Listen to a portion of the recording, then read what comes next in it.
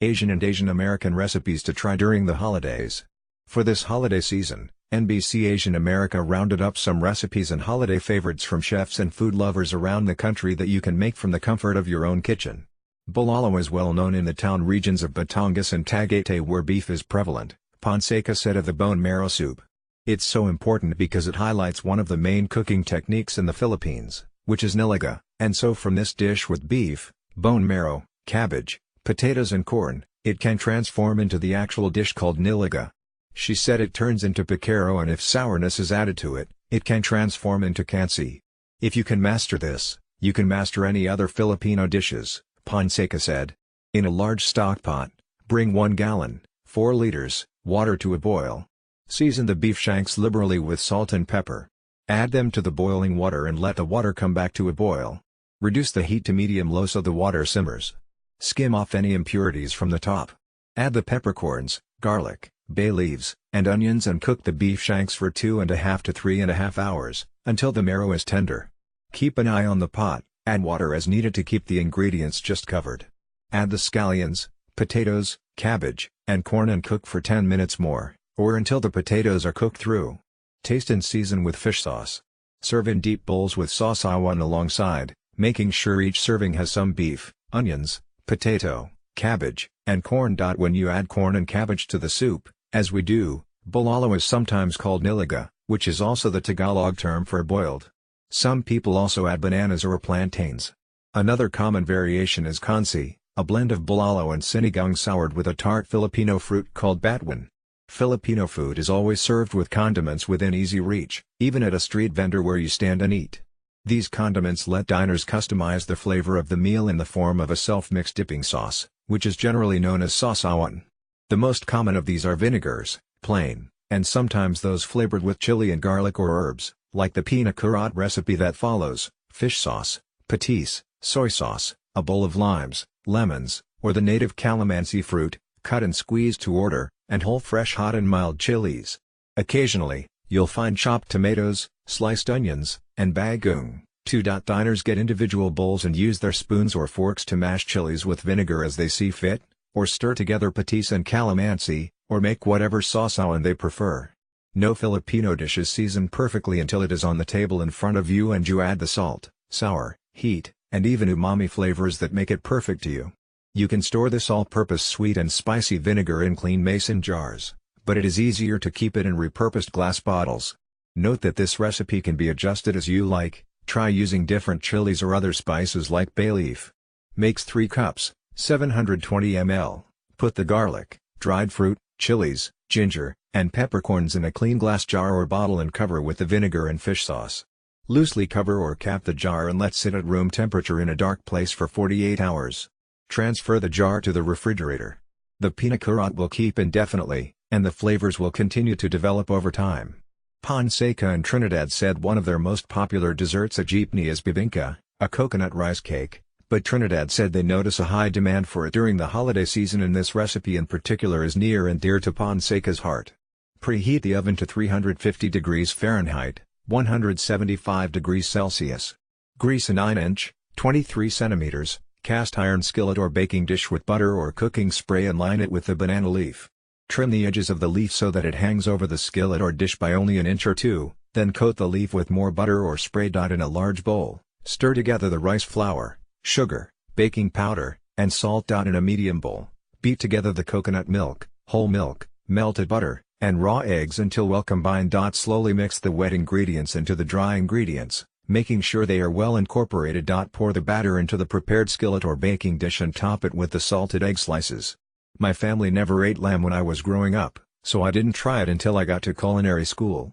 I quickly fell in love with it, chops, leg of lamb, and, of course, homemade gyros, which I still crave every now and again. Kim writes in his cookbook, Korean Barbecue, Master Your Grill in 7 Sauces, which he co-wrote with author Chandra Ram, and was released in 2018. 15 minutes 1 hour 6 minutes. Combine the soy balsamic sauce, brandy, hoisin sauce, sesame oil, rosemary, and garlic in a small bowl and mix well. Measure out 1/4 of the marinade and reserve it for basting the meat on the grill. Place the lamb chops in a large, shallow dish. Spoon the remaining marinade over the chops and turn the chops to coat evenly.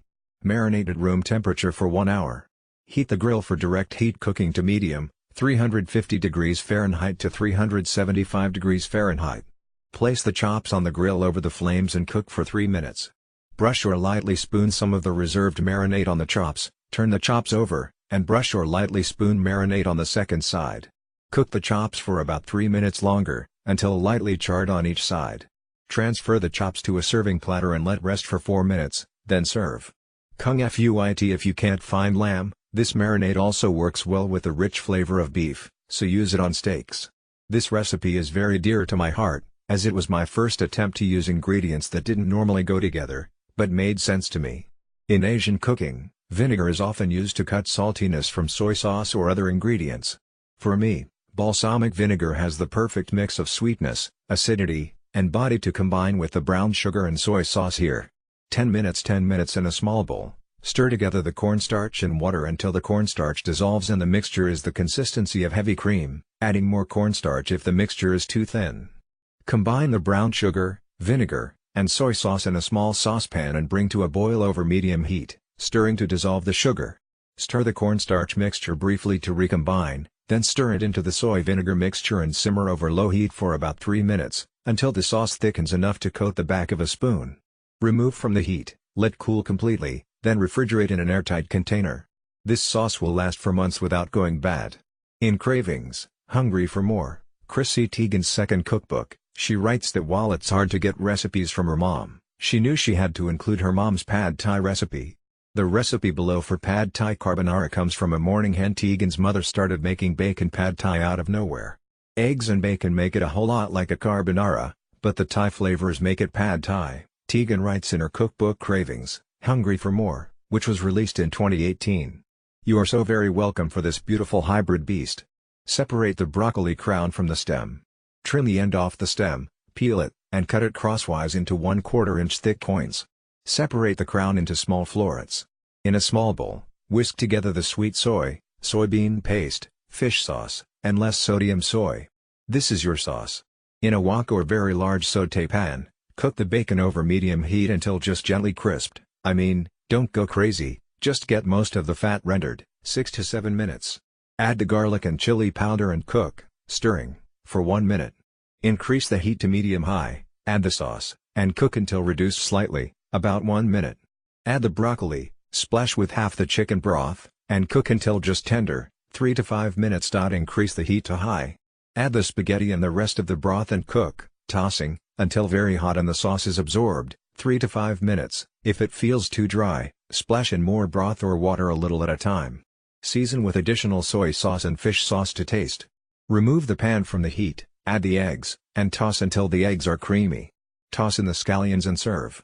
In Japan, there are ramen shops in every town, Singleton Hachisa writes in her cookbook, Japan, the cookbook which was released in 2018. Here is a home-style ramen recipe for those who want to try making their own at home.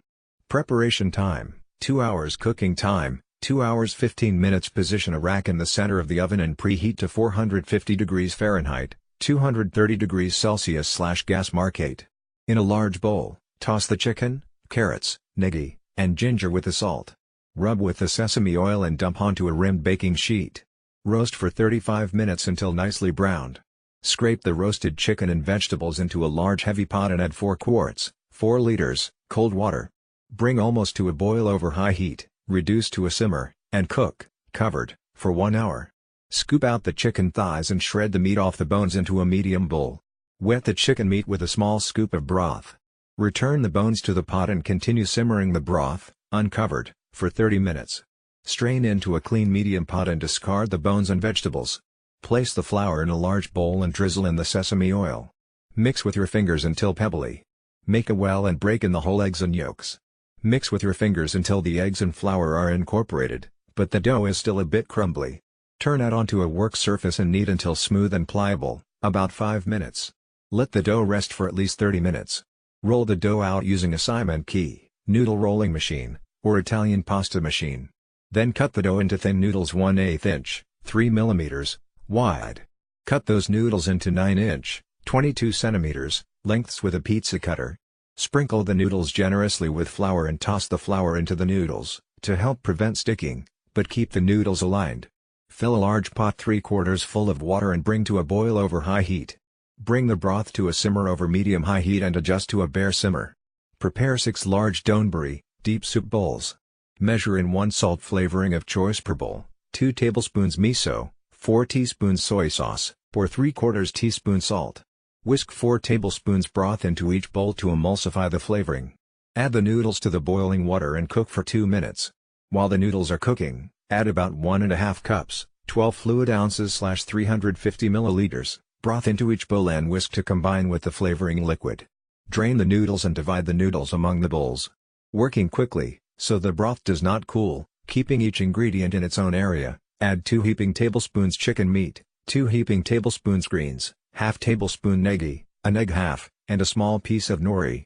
If desired, add spice with ryu, for soy sauce ramen, yuzuko sho, for salt ramen, or shichimi togarashi, for miso ramen. Sala Blanca Fleur is a reporter for NBCnews.com.